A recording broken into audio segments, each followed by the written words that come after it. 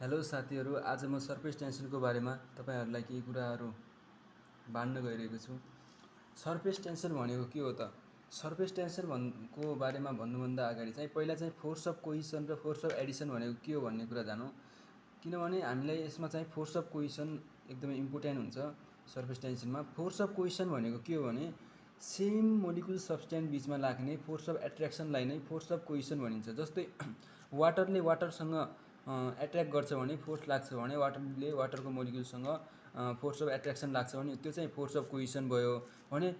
जस्तै मर्करी छ अनि वाटर छ, मर्करीको मोलिकुल्स बिच र वाटरको मोलिकुल बिचमा लाग्ने फोर्स अफ एट्र्याक्सनलाई चाहिँ एडिसन भनिन्छ। भनाइको मतलब चाहिँ दुईवटा डिफ्रेन्ट मोलिकुलको बिचमा लाग्ने फोर्स अफ एट्र्याक्सनलाई नै के भनिन्छ त? फोर्स अफ एडिसन भनिन्छ। र अब चाहिँ हामी सर्फेस टेन्सनको बारेमा भन्न जाउँ। सर्फेस टेन्सन भनेको के हो त? Surface tension is the property of a liquid at rest by virtue of which liquid surface act like a stretch membrane. भन्न खोजेको के हो भने यस्तो लिक्विडको प्रोपर्टी जसले चाहिँ कमसे कम एरियामा चाहिँ एरिया चाहिँ कभर गर्दछ के कमभन्दा कम एरिया कभर गर्दछ।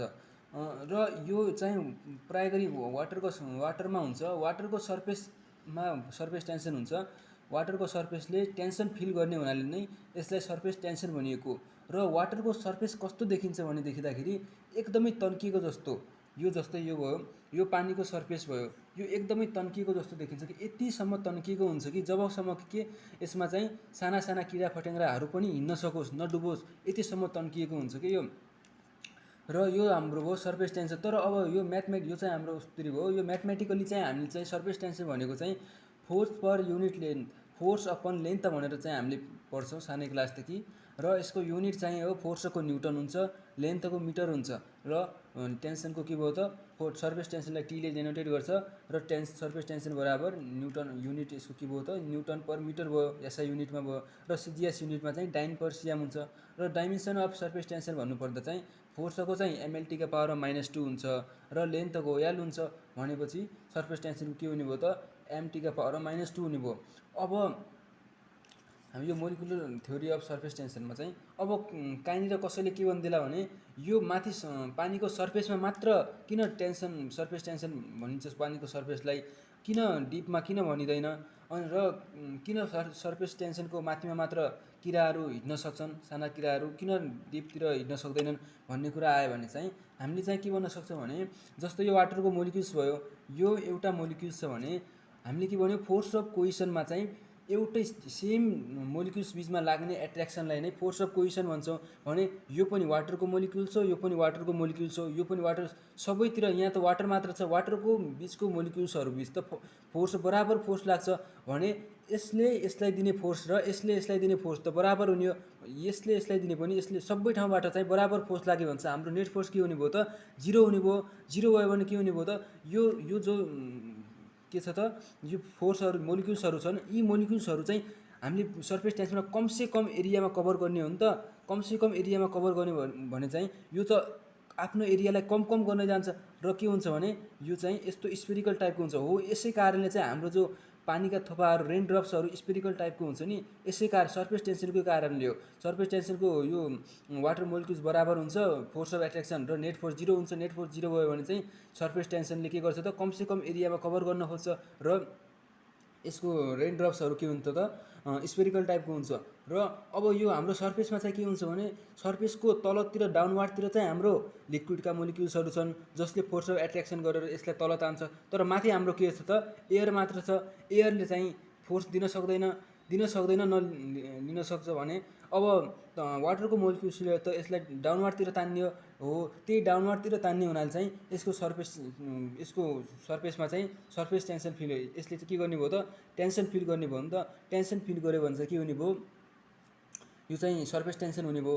अनि त्यसपछि अब हामी जाउँ, अब यो सर्फेस टेन्सनको बारेमा त पढेँ। अब यसलाई एफेक्ट केले गर्छ त? सर्फेस टेन्सनलाई एफेक्ट केले गर्छ? एफेक्ट अफ सर्फेस टेन्सन, यसलाई पहिलो कुरा एफेक्ट केले गर्छ त? टेम्परेचरले गर्छ। टेम्परेचरले किन गर्छ भन्दाखेरि जब चाहिँ टेम्परेचर बढ्छ, जब टेम्परेचरलाई हामीले इन्क्रिज गर्छौँ त्यतिखेर चाहिँ के हुन्छ त काइनेटिक इनर्जी पनि इन्क्रिज हुन्छ र जब काइनेटिक इनर्जी इन्क्रिज गर्छौँ त्यतिखेर चाहिँ दुईवटा मोलिक्युल्सहरूका बिचमा लाग्ने जो फोर्स अफ एट्र्याक्सन छ त्यो चाहिँ कम कम हुँदै जान्छ मतलब ब्रेक भइहाल्छ कि ब्रेक भयो भने के हुन्छ त त्यसमाको भाइब्रेसन अफ मोलिक्युल्सहरू यताउता जान खोज्छन् यताउता गयो भने चाहिँ स्पिड बढ्छ स्पिड बढ्यो भने चाहिँ यसो चाहिँ के हुन्छ त यो temperature inversely proportional to the surface tension हुन्छ र सर्फेस टेन्सन डिक्रिज हुन्छ स्पिड बढ्यो भने सर्फेस टेन्सन डिक्रिज हुने भयो र नेचर अफ लिक्विडमा चाहिँ मोलिक्युल्सहरू बिच लाग्ने फोर्स जब इन्क्रिज भयो त्यतिखेर सर्फेस टेन्सन पनि इन्क्रिज हुन्छ र मोलिक्युल्सहरू बिच लाग्ने फोर्स जतिखेर डिक्रिज भयो त्यतिखेर सर्फेस टेन्सन पनि डिक्रिज हुन्छ र के हुने भयो त यो सर्फेस टेन्सन के हो त directly proportional to the nature of liquid हुने भयो भने हामीले अब नोटमा के बुझौँ भने जब चाहिँ सर्फेस टेन्सन डिक्रिज हुन्छ कम हुन्छ नि सर्फेस टेन्सन त्यतिखेर लिक्विड चाहिँ के हुन्छ स्पिड इन्क्रिज हुन्छ स्पिड भनेको यताउता छरिने के जस्तै पानी भयो पानीमा चाहिँ के हुन्छ भने चिसोको महिनामा पानीले चाहिँ हामीलाई नुहाउन चाहिँ के हुन्छ एकदमै ज्यादा पानी चाहिन्छ किनभने त्यतिखेर चिसोको महिनामा चाहिँ सर्फेस टेन्सन इन्क्रिज हुन्छ इन्क्रिज भयो भने हामीलाई चाहिँ के हुन्छ त पानी चाहिँ स्ट्रेच हुन खोज्छ कि खुम्चिन खोज्छ हाम्रो मैलहरू निकल्दैन त्यसपछि हामीले चाहिँ बढी पानी खर्च गर्नुपर्छ र डिक्रिज भयो भने के हुन्छ त घामको महिनामा चाहिँ हामीले कम पानी तातो पानीमा त सर्फेस टेन्सन डिक्रिज हुन्छ नि त डिक्रिज भयो भने के हुन्छ स्पिड बढी हुन्छ फैलिने कुरा बढी हुन्छ र हामीले चाहिँ तातो पानी हाल्ने बित्तिकै शरीरमा रहेको फोहोर मैलाहरू चाहिँ के हुन्छ त छिटोभन्दा छिटो बाहिर निक्लिन्छ र हामीले चाहिँ कम पानीमा पनि नुहाउन सक्छौँ हो त्यही कुरा हो कि सर्फेस टेन्सन डिक्रिज भयो भने पानीको स्पिड छरिने कुराहरू फास्ट हुन्छ र सर्फेस टेन्सन इन्क्रिज जब हामीले सर्फेस टेन्सनलाई बढायौँ त्यतिखेर चाहिँ लिक्विड स्पिड कम हुन्छ मतलब के हुन्छ स्ट्रेच हुन्छ जस्तै अब मानौँ फ्रिजमा राखेको पानीलाई चाहिँ स्ट्रेच भयो भने के हुन्छ त सर्फेस टेन्सन इन्क्रिज हुन्छ र अब हामी चाहिँ के इक्जाम्पलहरूको बारेमा भन्छौँ र अब हामीले भनिहाल्यौँ अघि साना इन्सेक्ट मस्किटोहरू जस्तै मस्किटोहरू किन पानीको सर्फेसमा चाहिँ हिँड्न सक्छन् त किन चाहिँ डिपमा हिँड्न सक्दैनन् भने पानीको सर्फेसमा हिँड्ने मूल कारण भनेको के हो भने सर्फेस टेन्सन चाहिँ के हो सर्फेस टेन्सनको कारणले हो जब चाहिँ सर्फेस टेन्सन पानीमा चाहिँ के हुन्छ त इन्क्रिज हुन्छ नि त्यतिखेर चाहिँ के हुन्छ त यो पानीहरू डिक्रिज हुन्छ नि डिक्रिज हुन्छ अनि पानीहरू के हुन्छ त मतलब यति बुझौँ कि यो सर्फेस पानी कस्तो हुन्छ त स्ट्रेच हुन्छ एकदमै तन्किएको जस्तो हुन्छ कि अनि त्यसै कारणले चाहिँ हाम्रो के हुन्छ सर्फेस टेन्सनको कारणले चाहिँ इन्सेक्टहरू चाहिँ यसमा हिँड्न सक्छन् र अब अर्को इक्जाम्पल के छ भने एन्टिसेप्टिक जो हामी डेटोल हुन्छ नि डेटोल त्यसलाई मात्र लिक्विडमा मात्र किन बनाइन्छ त्यो किन त्यसको सर्फेस टेन्सन लो हुन्छ त किन लिक्विडमा मात्र बनाइन्छ भन्ने कुरा आएपछि चाहिँ किनभने त्यसको सर्फेस टेन्सन जब हामीले डिक्रिज लो हुन्छ त्यतिखेर चाहिँ हामीले भन्यौँ नि त जब चाहिँ सर्फेस टेन्सन डिक्रिज भयो त्यतिखेर चाहिँ लिक्विडहरू स्पिड हुन एकदमै इन्क्रिज हुन्छ स्पिड इन्क्रिज हुन्छ र हामीले जति स्पिड इन्क्रिज भयो हाम्रो चाहिँ घाउ छिटो भलाउने भयो छिटो भलायो भने चाहिँ हामीलाई के हुने भयो त फाइदा हुने भयो त्यसैले एन्टिसेप्टिकलाई चाहिँ लिक्विडमा बनाउनेको मूल कारण नै यही हो र अर्को इक्जाम्पल के छ भने जस्तै एउटा फ्राइङ प्यानमा ओइल हाल्यो भने चाहिँ त्यसलाई चाहिँ तताइदियो भने चाहिँ त्यो एकदमै छिटो छरिन्छ रे किन छरिन्छ भने त्यो पनि सर्फेस टेन्सनको कारणले हो जब चाहिँ सर्फेस टेन्सन डिक्रिज हुन्छ नि त्यसखेर टेम्परेचर हामीले इन्क्रिज गर्नुपर्छ टेम्परेचर इन्क्रिज हुन्छ र जब टेम्परेचर इन्क्रिज भयो त्यतिखेर चाहिँ काइनेटिक इनर्जी पनि इन्क्रिज हुन्छ र काइनेटिक इनर्जी इन्क्रिज भयो भने हामीले भन्यौँ नि त दुईवटा मोलिक्युल्समा लाग्ने फोर्स अफ एट्र्याक्सन के हुन्छ त त्यो कम हुँदै जान्छ ब्रेकअप हुन्छ ब्रेक भयो भने चाहिँ के हुने त भाइब्रेसन अफ मोलिक्युल्स पनि बढ्ने भयो भाइब्रेसन अफ मोलिक्युल्स बढ्यो भने चाहिँ ओइलहरू छरिने भयो हो त्यही कारणले चाहिँ यो फ्राई प्यानमा ओइल हालेर चाहिँ हिट गरेर स्पिड हुने कारण नै यही हो र एउटा अब हामी न्युमेरिकल गर्न जाउँ न्युमेरिकलमा के छ भने हामीले दिएको एउटा 5 सिएम लामो चाहिँ सिधा धागो छ रे जो चाहिँ के छ त पानीको सर्फेसमा राखिएको छ र त्यो धागोमा चाहिँ कति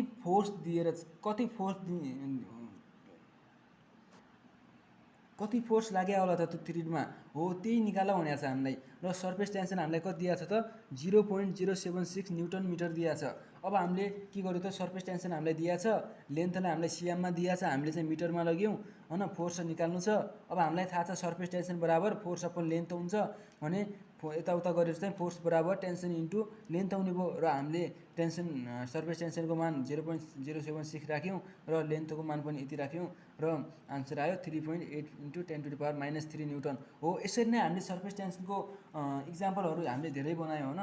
यसरी नै हल्का बुझियो भने चाहिँ सजिलै छ होइन। अब आशा छ तपाईँहरूले हल्का भए पनि बुझेको होला र आगामी दिनहरूमा पनि मैले यस्तै किसिमका भिडियोहरू बनाउने छु र तपाईँहरूको साथ सपोर्ट मिल्यो भने चाहिँ तपाईँहरूले राम्रो भिडियोलाई राम्रो मानिदियो भने सब्सक्राइब गरिदिनु होला र लाइक गरिदिनु होला।